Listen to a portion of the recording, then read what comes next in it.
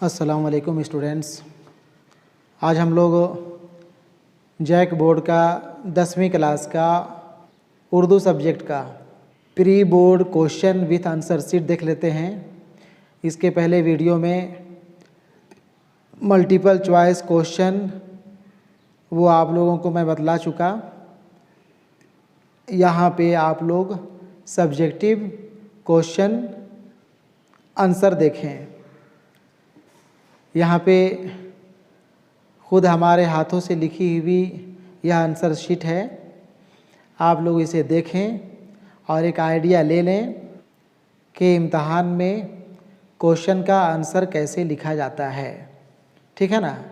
पूरी वीडियो आप लोग ध्यान से देखेंगे, मेरी बातों को सुनेंगे, एक एक लफ्ज़ के ऊपर आप लोग ध्यान देंगे। इससे आप लोगों को फाइनल एग्ज़ाम में काफ़ी मदद मिलेगा। आप लोग बहुत बेहतर एग्ज़ाम लिख पाएंगे। ठीक है ना। ठीक है, बहुत ज़्यादा बातें ना करते हुए हम लोग क्वेश्चन देखते हैं। यहाँ पे देखें, सब्जेक्टिव क्वेश्चन 40 मार्क्स का है, ये आप लोगों को पता ही है, और टाइम भी इसके लिए आप लोगों को 1.5 घंटे का मिलेगा। ठीक है ना। यहाँ पे सवाल देखें, दर्ज झेल सवालात से किसी 5 का जवाब चंद एक लफ्ज़ों या जुमला में दें। ठीक है ना, चंद एक लफ्ज़ों या जुमला में दें। यहाँ पे 7 सवाल, सवाल नंबर 1 से लेकर के 7 तक दिया हुआ है, जिसमें से किसी 5 का जवाब ही आप लोगों को देना है। हर एक सवाल की कीमत 2-2 नंबरों का है। ठीक है ना।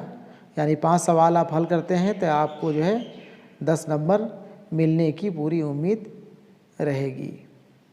ठीक है। सवाल नंबर 1 देखें। सवाल नंबर 1 है, जिसमें ज़िंदगी की सच्चाइयों का बयान होता है, सिन्फ़े अदब में उसे क्या कहते हैं? जवाब हो जाएगा अफसाना। जिसमें ज़िंदगी की सच्चाइयों का बयान होता है, सिन्फ़े अदब में उसे अफसाना कहते हैं। ठीक है ना। ठीक है। सवाल नंबर 2 देखें। सवाल नंबर 2 है, राजेंद्र सिंह बेदी ने कई फिल्मों के मुकालमे लिखे हैं, किसी एक फिल्म का नाम बताइए। ठीक है ना, एक फिल्म का नाम बताना है। जवाब देख लें। यहाँ पे 2 नंबर में फिल्म का नाम लिखा हुआ है देवदास। राजेंद्र सिंह बेदी ने यूँ तो कई फिल्मों के लिए मुकालमे लिखे, जिसमें से किसी एक फिल्म का नाम ही यहाँ पे बताना है। तो यहाँ पे जवाब लिख दिया गया है फिल्म देवदास। ठीक है। सवाल नंबर 3, सादत हसन मंटू की तहरीर नया कानून का मरकज़ी किरदार कौन है? मरकज़ी किरदार, मेन किरदार, उसका नाम बताना है। जवाब हो जाएगा मंगू कोचवान। ठीक है ना। मंगू कोचवान अफसाना नया कानून का मरकज़ी किरदार है। सवाल नंबर 4, निसाब में शामिल कहानी भीख किसकी तहरीर है? हमारे निसाब में शामिल अफसाना भीख के अफसाना निगार कौन है, ये सवाल कर रहा है। ठीक है। जवाब हो जाएगा हयातुल्लाह अंसारी। जवाब होगा हयातुल्लाह अंसारी। ठीक है ना। सवाल नंबर 5, मुसद्दसे हाली के नाम से मशहूर तवील नज़्म कौन सी है? ऑब्जेक्टिव सवाल में भी यह सवाल आया था, आप लोगों को शायद याद हो। इसका जवाब यहाँ पे देख लें। मुसद्दसे हाली के नाम से मशहूर तवील नज़्म जो है उसका नाम है मदू जज़रे इस्लाम। ठीक है ना, मदू जज़रे इस्लाम। सवाल नंबर 6, बकौल सर सैयद ने और बड़े भाई ने तैरना किससे सीखा? जवाब हो जाएगा वालिद साहब से। सर सैयद और सर सैयद के बड़े भाई ने तैरना अपने वालिद साहब से सीखा था। सवाल नंबर 7, राजा राम मोहन राय किस समाज के बानी थे? जवाब होगा ब्रह्मा समाज। कहीं कहीं पे आपको ब्रह्मू भी लिखा हुआ होगा, ब्रह्मू आप लिखें या ब्रह्मा लिखें, दोनों जवाब सही होगा। ठीक है। ठीक है। इस तरह से 2-2 नंबर का सवाल जवाब कंप्लीट हुआ। अब आगे देखा जाए सवाल नंबर 8 से लेकर के 14 तक। اس میں دکھا ہے درج ذیل سوالوں سے کسی 5 کا جواب لگ بھگ 50 لفظوں میں دیں۔ یہاں بھی آپ کو 7 سوال دیا ہوا ہے جس میں سے کسی 5 کا ہی جواب آپ کو دینا ہے۔ ہر ایک سوال کی قیمت یہاں پہ 3 نمبروں کا ہے، ٹھیک ہے نا۔ جواب لگ بھگ آپ 50-60 لفظوں میں لکھیں گے، یا پھر اگر جملے میں بات کریں تو 5-6 جملے 7 جملے میں لکھ کر کے اپنی بات ختم کریں گے، ٹھیک ہے نا۔ سوال نمبر 8، ڈرامہ آزمائش کس تاریخی واقعات پر مبنی ہے؟ جواب اس کا ہو جائے گا، دیکھیے جواب اس کا ایک ہی جملہ میں ختم ہو رہا ہے۔ اب سوال ہے کہ اگر ایک جملہ میں اس کا جواب مکمل ہو جا رہا ہے تو بلا وجہ ہم 5 جملہ 7 جملہ 50 لفظ 60 لفظ کے چکر میں نہیں پڑے رہیں گے۔ اگر ہمارا جواب ایک جملہ میں ختم ہو جا رہا ہے تو ہم اتنے ہی میں لکھ کے ختم کر دیں گے، ٹھیک ہے نا۔ جواب ہو جائے گا 1857 عیسوی کے تاریخی واقعات پر مبنی ہے۔ ڈرامہ آزمائش کس تاریخی واقعات پر مبنی ہے؟ جواب ہو جائے گا 1857 کے تاریخی واقعات پر مبنی ہے۔ سوال نمبر 9، زبان میں بدیسی الفاظ داخل ہونے کے زبان پر کیا اثرات ہوتے ہیں؟ جواب دیکھیں یہاں پہ، زبان میں بدیسی الفاظ داخل ہونے سے زبان خراب نہیں ہوتی بلکہ اس میں وسعت، قوت اور شان پیدا ہوتی ہے۔ زبان میں مترادف الفاظ سے کوئی نقصان نہیں بلکہ زبان میں اضافہ ہو جاتا ہے، اور زبان کی فطرت کچھ ایسی واقع ہوتی ہے کہ ایک مدت کے استعمال کے بعد مترادف الفاظ کے مفہوم میں خود بخود ایسے نازک فرق پیدا ہو جاتے ہیں جس سے زبان کی لطافت بڑھ جاتی ہے، اور جو لفظ پہلے غیر ضروری سمجھے جاتے تھے ضروری ہو جاتے ہیں، ٹھیک ہے نا۔ سوال نمبر 10، سوال نمبر 10 ہے، چک بست کا مجموعہ کلام صبح وطن کے تیسرے حصے کی خصوصیات بیان کریں۔ چک بست کا مجموعہ کلام صبح وطن کے تیسرے حصے کی خصوصیات بیان کرنا ہے۔ کیا خوبی، کیا خصوصیت تیسرے حصے میں پائی جاتی ہے وہ لکھنا ہے، ٹھیک ہے۔ جواب دیکھیں، چک بست کا مجموعہ کلام صبح وطن کے تیسرے حصے کی خصوصیات۔ چک بست کا مجموعہ کلام صبح وطن کے تیسرے حصے میں بیشتر مراثی ہیں۔ مراثی ہیں مطلب مرثیہ ہیں۔ یہ مرثیے صرف غم کی داستانیں نہیں ہیں، ان میں چک بست نے سیرت نگاری کے فرائض بڑی خوبی سے انجام دیے ہیں۔ گوکھلے اور تلک کے گرد صرف آنسوؤں کا سیلاب ہی نہیں، یہ زندہ اور تابندہ بھی نظر آتے ہیں۔ اس طرح یہ نظمیں صرف وقتی نہیں رہتی بلکہ لازوال ہو جاتی ہیں، ٹھیک ہے نا۔ ٹھیک ہے، سوال نمبر 11، تیزابی بارش کسے کہتے ہیں؟ اس کے اسباب پر روشنی ڈالیے۔ تیزابی بارش، کیمیکل بارش کسے کہتے ہیں؟ اس کے اسباب یعنی کہ اس کے ہونے کی وجہ پہ روشنی ڈالنا ہے، ٹھیک ہے نا۔ آپ کوئی بھی سوال دھیان سے دیکھیں گے، دھیان سے پڑھیں گے، اگر اس کا معنی سمجھ جائیں گے، آپ ٹیکسٹ بک نہیں بھی پڑھے ہوئے ہوں گے، آپ کو جواب نہیں بھی پتہ ہوا ہوگا، تب بھی آپ کچھ نہ کچھ ضرور لکھ کر کے آئیں گے، اور لکھنا ہے، ہر حال میں لکھنا ہے۔ آپ کو جواب پتہ ہو یا نہیں پتہ ہو، جواب آپ لکھیں گے۔ کیا لکھیں گے وہ آپ جانیں، لیکن ہر حال میں کوئی بھی سوال نہیں چھوٹنا چاہیے۔ کم ہی لکھنا ہے لیکن ہر سوال کو لکھنا ہے، ٹھیک ہے نا۔ ٹھیک ہے، آگے دیکھا جائے۔ سوال تھا تیزابی بارش کسے کہتے ہیں؟ اس کے اسباب پر روشنی ڈالیے۔ جواب دیکھیں، تیزابی بارش کارخانوں اور موٹر گاڑیوں سے زہریلی گیسیں مثلاً کاربن مونو آکسائڈ، نائٹروجن ڈائی آکسائڈ، سلفر ڈائی آکسائڈ اور کاربن ڈائی آکسائڈ جیسی گیس خارج ہوتی رہتی ہیں۔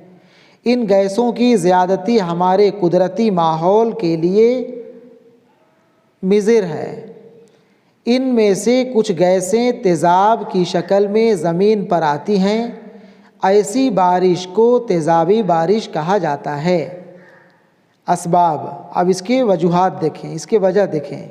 تیزابی بارش کی سب سے اہم وجہ سلفر ڈائی آکسائڈ گیس ہے، ٹھیک ہے نا۔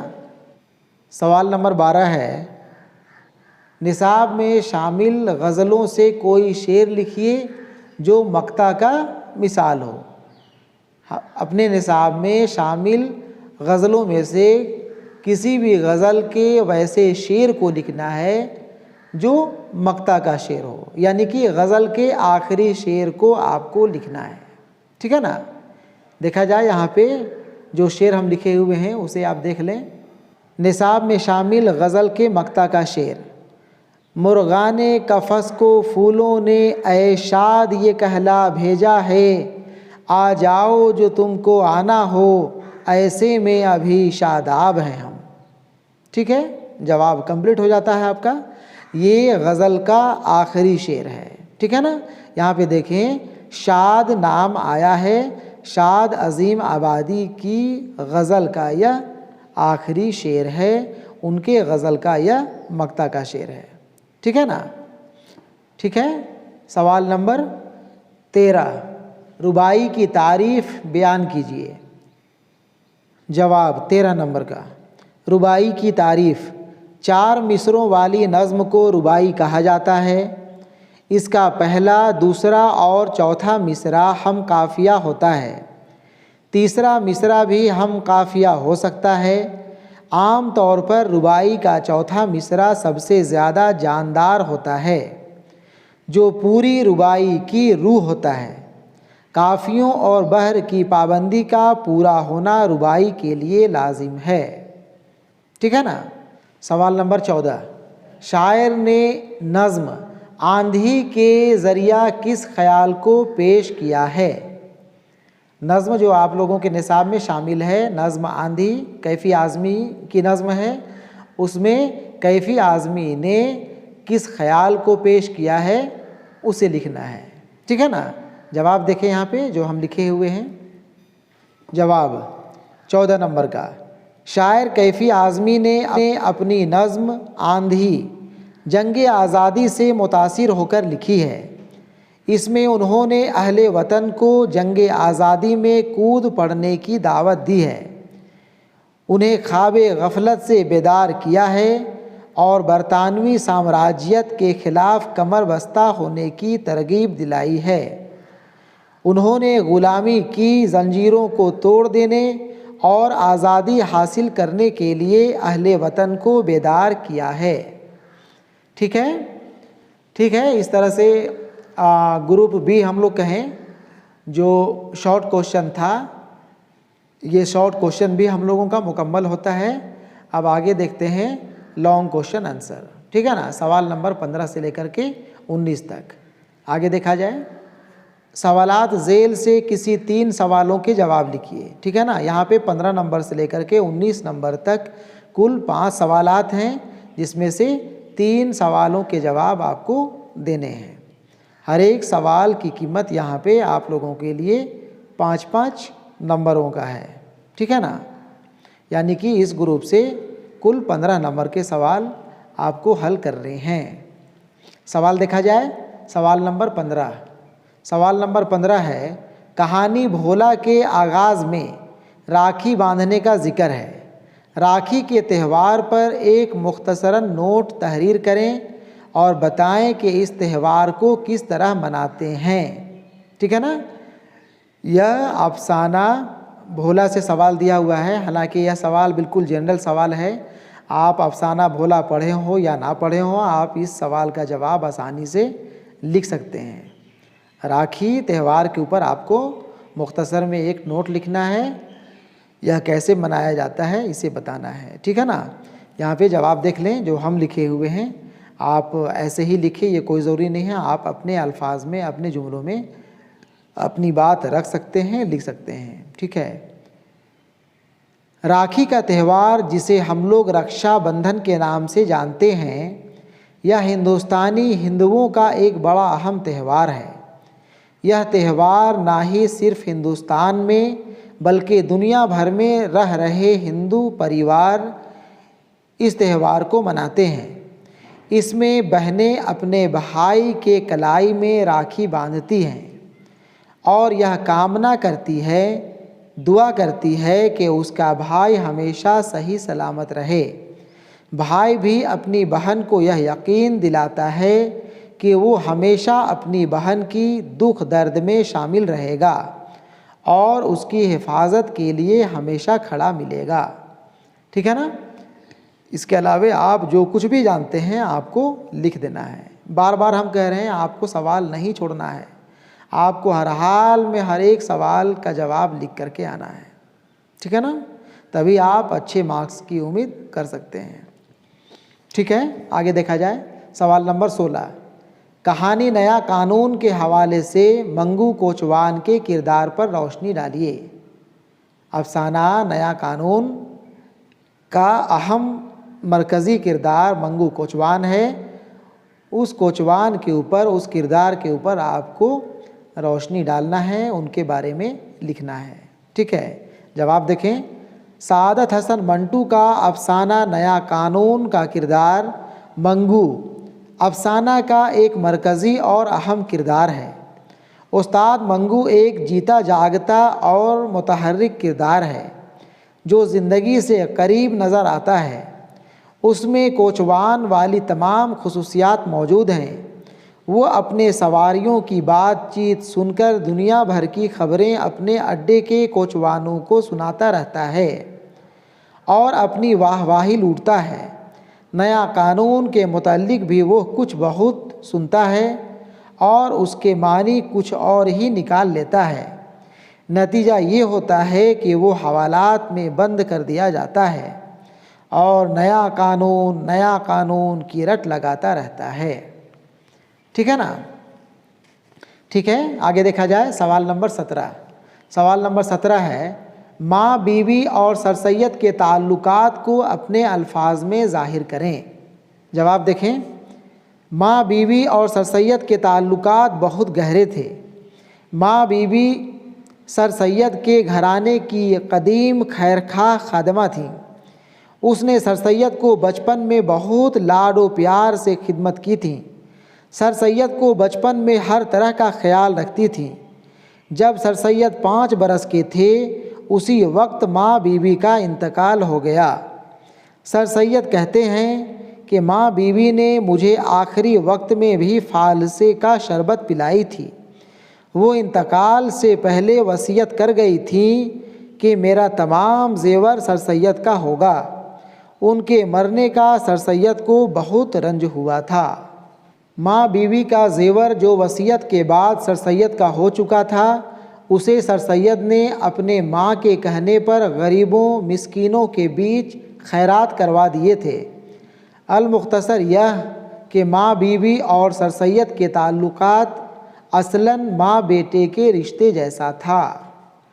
ठीक है, आगे देखा जाए। सवाल नंबर 18, दुनिया ने किसका राहे फना में दिया है साथ, तुम भी चले चलो यूं ही जब तक चली चले।